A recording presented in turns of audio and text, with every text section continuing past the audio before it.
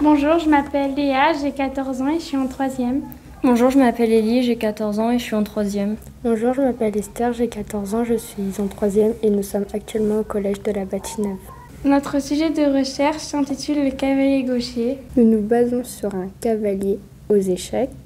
Nous supposons qu'il tourne qu'à gauche, c'est-à-dire qu'il tourne jamais à droite. Plus précisément, le cavalier, il avance de 2 cases, puis il tourne à gauche et avance d'une case. Autre possibilité, on avance de 2 cases, puis tourne à gauche et avance d'une case. Pour faciliter la réflexion, on a décidé de se placer sur un repère orthonormé en commençant par l'origine du repère. Nos questions de recherche sont: est-ce qu'on peut revenir au point de départ?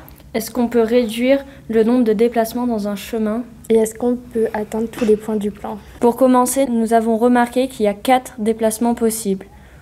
Droite, haut, gauche et bas, que nous noterons D, H, G et B. Un chemin est composé de déplacements successifs. Par exemple, le chemin DAG est composé de déplacements D suivi de H suivi de G. On a remarqué que chaque déplacement a un déplacement inverse, c'est-à-dire qui nous sert à revenir à notre point de départ. L'inverse du déplacement G est le déplacement D.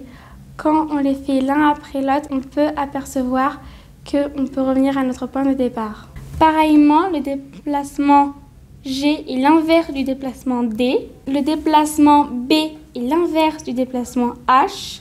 Et H est l'inverse du déplacement B.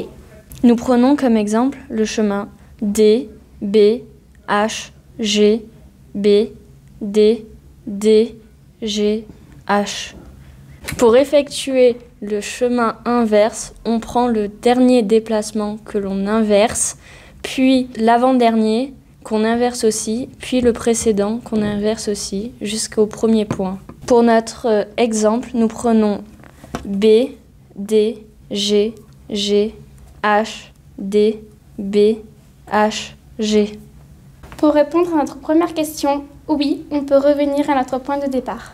Question 2. Est-ce qu'on peut réduire le nombre de déplacements d'un chemin donné? La première propriété qu'on va démontrer, c'est que 2 déplacements qui se suivent peuvent s'échanger. Avec les 4 déplacements qu'on a, on peut faire 6 couples de déplacements. On a déjà vu les couples BH et GD, car ce sont des déplacements inverses. Maintenant, on peut voir les couples BG, BD, AG et HD. Regardons les chemins BG et GB. Les 2 chemins ont le même point de départ et le même point d'arrivée. On dira qu'ils sont équivalents. Donc les déplacements BG commutent. C'est pareil pour les déplacements BD et DB. Les déplacements HG et GH commutent aussi. Et enfin, les déplacements HD et DH commutent aussi.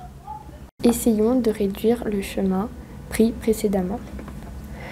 Les déplacements inverses B et H s'annulent comme les déplacements inverses D et G. Nous obtenons le chemin équivalent DG, B, D, H.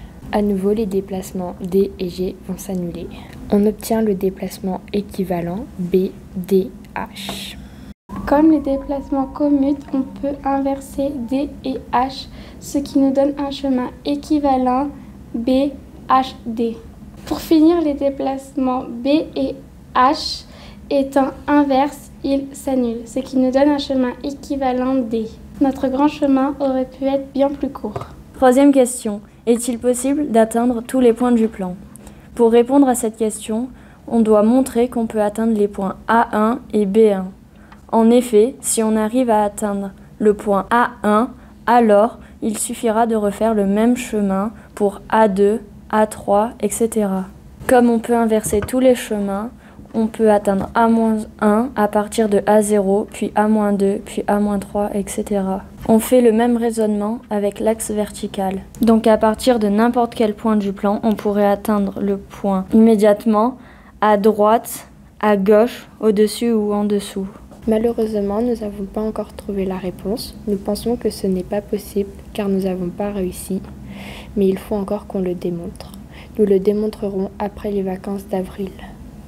Cette année, notre emploi du temps nous a pas permis d'avoir Matandine toutes les semaines. En plus de ça, on a eu le brevet blanc et la semaine de stage de 3e. Et c'est pour cela qu'on n'a pas pu aller plus loin.